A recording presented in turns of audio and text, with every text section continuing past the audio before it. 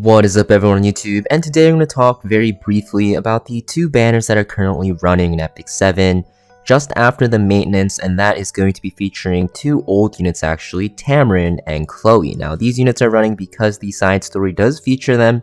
I think there is going to be made Chloe in that side story, as well as kind of like a limited or a skin for Tamarinne. That's still kind of a question mark. We don't really know if it's a limited or if it's a skin for her.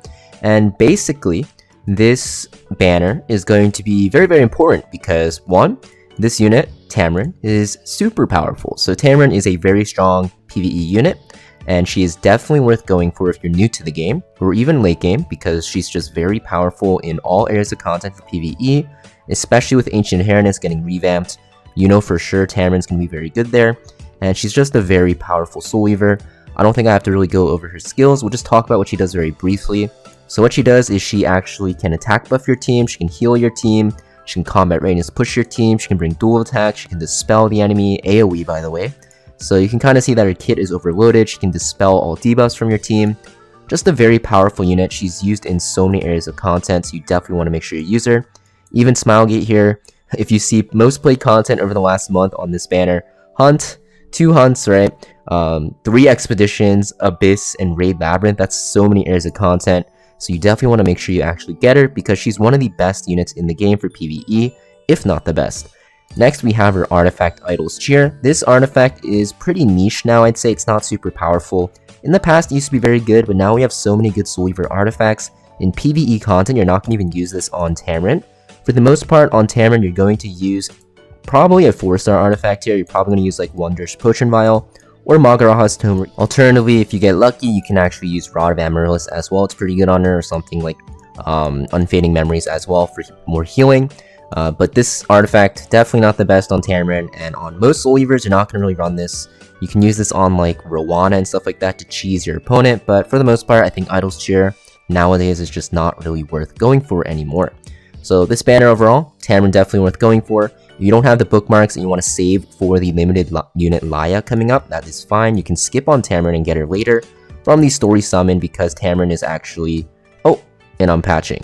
Well, that has never happened to me before, but yeah, now we're back. And what we were talking about is actually the story summon, right? So even though Tamarinne is a very good unit, you can actually skip her for now and get her later on from the story summon, because you'll see if you look at Fire Soul Weavers, which Tamarinne is, she is available. All you have to do is complete her side story from the side story list, and then choose her, and her banner will be available to you. You can pull for her for a week and get her that way. But if you do have some bookmarks saved up because you're a newer player and you get a ton of them in the beginning of the game, definitely worth going for ASAP and saving your side story currency. These are actually pretty easy to get, but it costs, I believe it costs you, I think it's like once every week, right? You get it like a token. So because of that, you know, you can always just skip her and then use it for the story summon later on together if you want to save for the limited. But Tamarinne's a very good unit. Next, we have Chloe's banner. So this unit's pretty ass, I'm not gonna lie. She doesn't really do anything except one-shot hunts, and that's super late game content.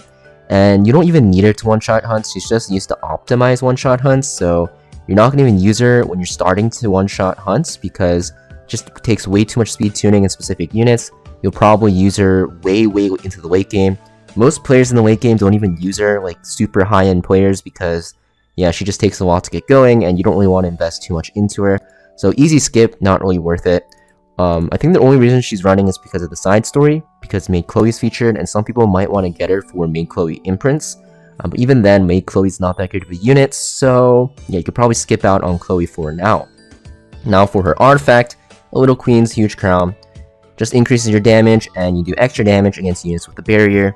Just pretty mid artifact here. It's just damage, and most units won't have barriers on them most of the time. A lot of people are staying away from barriers because of the fact that there's so many barrier counters in the game.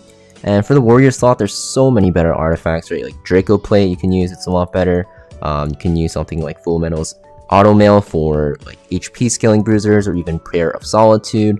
There's just so many better artifacts than, you know, Little Queen's Huge Crown, even like Sacred Scythe, and like various Tooth even for certain units. So yeah, you get what I'm saying. It's not really worth it, and definitely worth skipping. So yeah, just to summarize, guys, Tamarinne's probably the only thing worth pulling for, but even then you can hold off on her and get her from the story summon later, because we have another limited unit coming out in Laya, and Laya looks pretty insane. So you might want to actually skip on Tamarind and pull for later from the story summon because of the fact that Laya, the new limited unit, looks pretty nuts. Pretty much it for this Shoujo Pool video though guys, and thanks for watching, and I'll see you guys next time.